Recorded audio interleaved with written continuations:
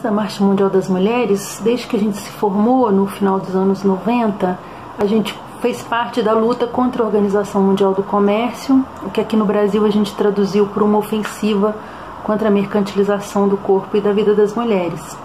E aí nesse processo a gente conheceu a Via Campesina e nos fizemos várias coisas em aliança com as companheiras e os companheiros, justamente naquele momento que eles estavam propondo o princípio da soberania alimentar como o direito dos povos de decidir como se alimentar, como organizar a produção de alimentos, né? Em contraposição, inclusive, que às vezes a ideia de segurança alimentar assegurada pela importação de alimentos que destruía a produção camponesa, né?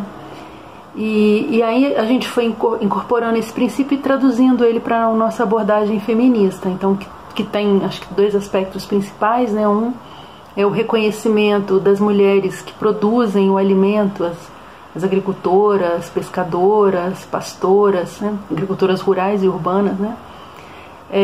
Assim, a contribuição que elas têm para a sustentação das suas próprias famílias e de famílias estendidas, das comunidades, né? Toda aquela produção que elas fazem muitas vezes no quintal, ao redor da casa, produção que às vezes é invisibilizada, não é considerada, né, como uma contribuição econômica, mas que por meio da autossustentação, da doação, da troca e da venda, sustenta a vida de muita gente.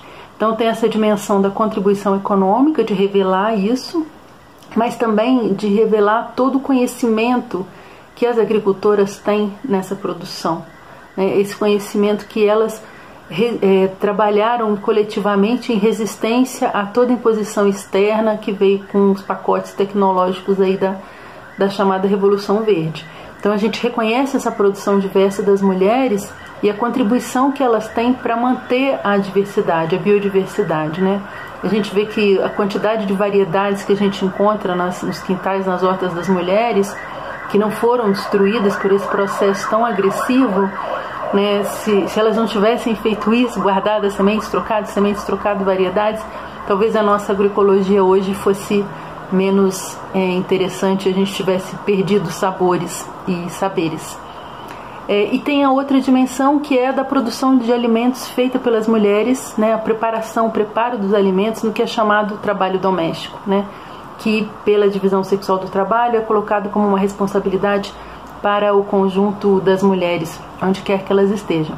Então a gente também reconhece, mas a gente quer tirar essa sobrecarga das mulheres, quer reconhecer os conhecimentos, as habilidades que elas têm em relação a isso, mas também pensar formas de diminuir esse trabalho tão grande, reconhecer que ele sustenta a vida e distribuir esse trabalho para que as mulheres também possam ter tempo para si, ter tempo livre e tal. Isso quer dizer, isso envolve o compartilhamento desse trabalho com seus companheiros, mas não só, inclusive porque tem muitas mulheres que vivem sozinhas com seus filhos, é também encontrar formas de compartilhar esse trabalho coletivamente nos movimentos, nas associações comunitárias, mas também com políticas públicas, restaurantes coletivos e tal. Por isso que para nós a soberania alimentar é parte da nossa agenda e nós construímos uma perspectiva feminista dessa soberania alimentar.